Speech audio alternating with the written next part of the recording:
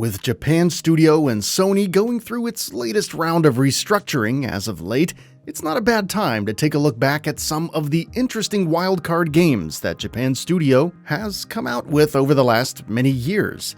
The list of interesting games that came out of Sony and Japan Studio's collaborations is one of the more eclectic ones you'll ever see. Almost every genre has been touched on, to a vast range of results.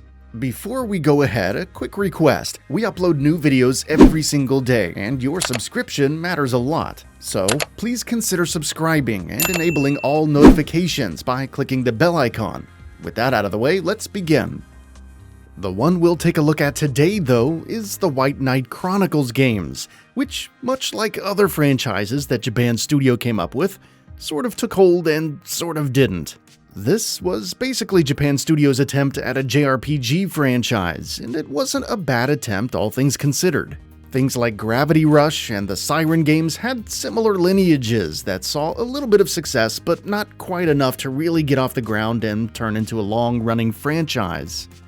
But why is that? Why did White Knight Chronicles not turn into anything more than just a few mid-range budget games, despite being decent games in their own right, and having so much talent at the helm? What the hell happened to White Knight Chronicles? White Knight Chronicles is a franchise you might not have ever heard of, especially if you just started really paying attention to gaming in the last 7 or 8 years or so. Originally launching in late 2008 in Japan and a couple years later in North America on the PlayStation 3, White Knight Chronicles released to an audience that was fairly mixed on the game, and there wasn't really a strong consensus one way or the other. The gameplay, to most, was pretty boilerplate for the genre at the time, and today would be considered downright generic. It's pretty standard RPG fare. You learn attacks, you level up, you maintain and acquire materials after battles that you use to enhance various other elements of gameplay, and there's a real-time combat system which can be freely initiated once you come across enemies in the world. This was perhaps the original sin of White Knight Chronicles. It just didn't really do anything new or particularly interesting even for the time. If you wanted a good RPG with that Japanese style, you had countless other games to choose from that arguably did it better and had a little more meat on the bone. Unfortunately, the story doesn't really save the experience by being about as generic. A king is killed, a princess captured, and an unlikely hero is tasked with suiting up in a mysterious suit of armor to save the day. And that he does, with very little deviation into anything noteworthy or unique along the 20 or 30-hour game, which, for that genre, is a fairly short adventure. Now, that's not to say that the story or the action were executed poorly or fell apart in any major way, but it just didn't stand out in a huge way on the PS3, which, as anyone who played a lot of PlayStation 3 knows, was a JRPG bonanza.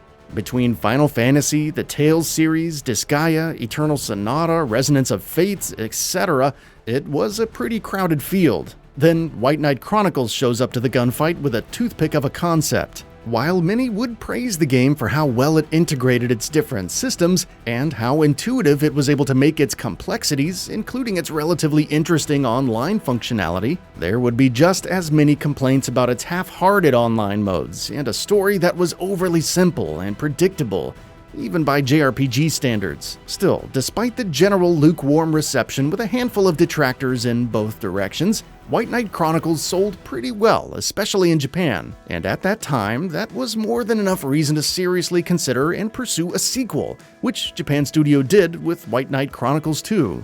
The sequel to White Knight Chronicles would improve on the original's shortcomings in some notable ways. Combat was way more fluid with combos that you could chain together, more flexibility with different armor types, and some light crafting.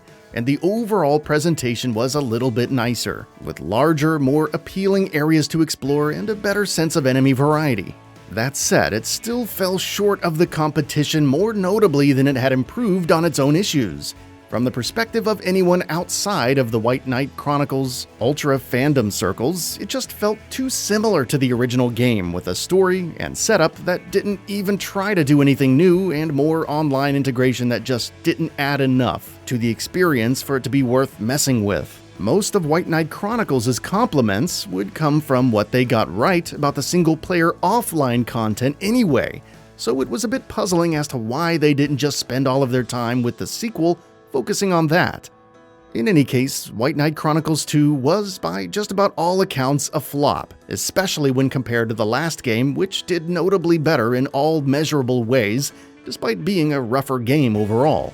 That said, this would not be the end of the franchise quite yet. Sony was beginning to shift focus to new hardware and new horizons. The White Knight Chronicles series would be brought to the PlayStation Portable with a new game, White Knight Chronicles Origins, that had a few surprises up its sleeves, with a far more interesting cast of main characters than either of the two previous games could ever dream of having, a plot that took place 10,000 years before the first game, making it feel almost entirely divorced from it, which was probably a good idea, as it was actually somewhat more memorable, especially when compared to other JRPGs on the PSP, which were normally not quite as good as what you would find on the PS3.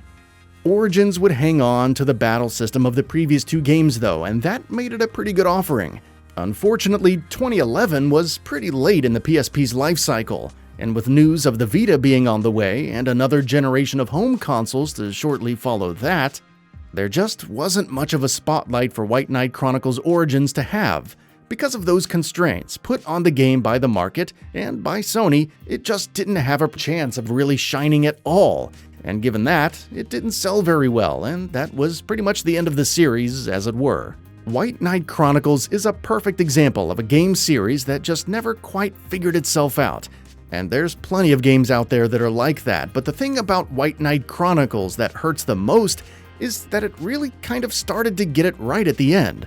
The problem was, with the previous two games performing as badly as they did, you can't really blame Sony for pushing it off to the side and giving the spotlight and budget to other games that were coming out to close out the PS3 on a stronger note than it had started with. Maybe if they had given a PS3-style budget and similar resources that Guerrilla had when they made Killzone 3, it might have surprised everybody and done well. But given the situation that PlayStation was in at the time, where they needed to be as consistent and impressive as possible to compete with the 360 and shore up support for the next generation, it's easy to understand why they just didn't want to take that risk at that time. And with Japan Studio being concentrated further down into the team that made the Astro games, and pretty much filtering out everything else now, the odds of another crack at the White Knight Chronicles franchise are pretty low, to say the least.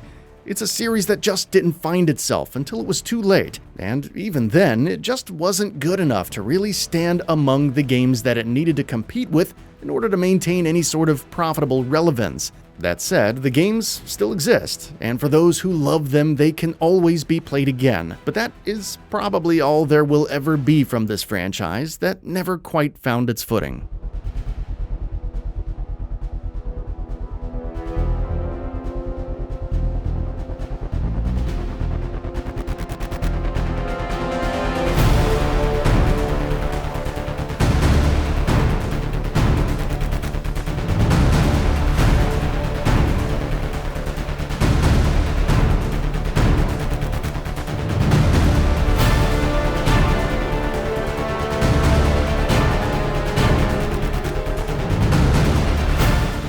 That's all for now. If you enjoy what you saw, please hit the like button. And if you're new to the channel, now is a great time to subscribe. We upload brand new videos every single day. After subscribing, don't forget to enable all notifications by clicking the bell icon. Thanks for watching this video, and we'll see you next time, right here on Gaming Bolt.